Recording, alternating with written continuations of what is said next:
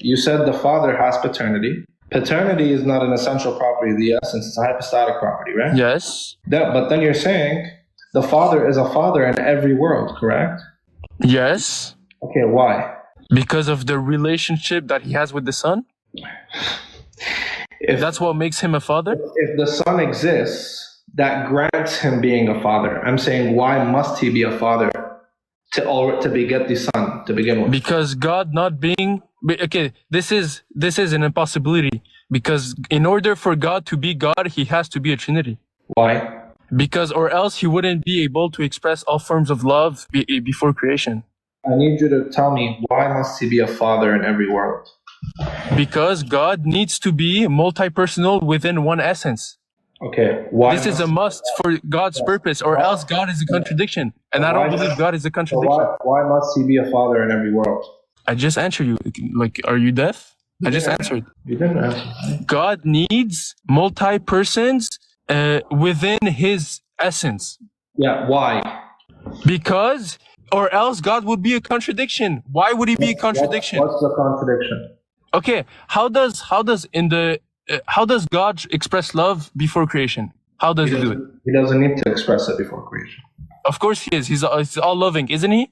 Yeah, he doesn't need to express it. He possesses the property without expressing it. Okay, what are the forms of love? That's a pretty hard thing to define, to be honest. Can you define love?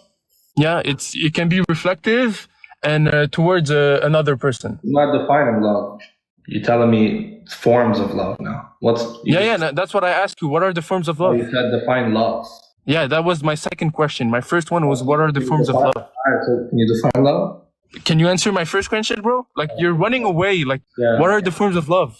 You said reflective. Is that what reflective love? He can love himself, and he also, in order to express all forms of love, he needs to have a second person to show love.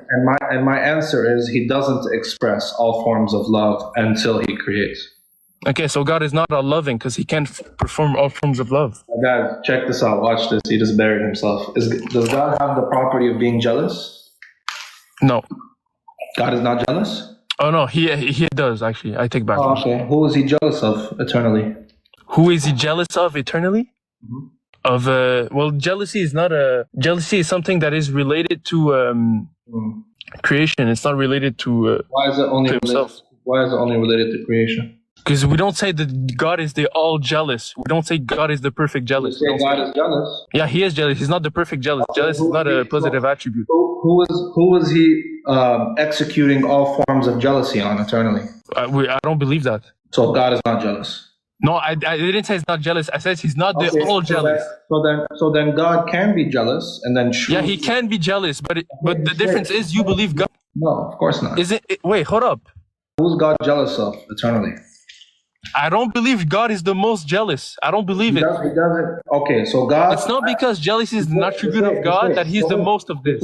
Just wait. Can God have a property that somebody else can execute it better than him? Yeah, the negative ones probably. God has negative properties? No, like jealousy, I don't think he is the most jealous, but because I know what you're saying. You're trying to say that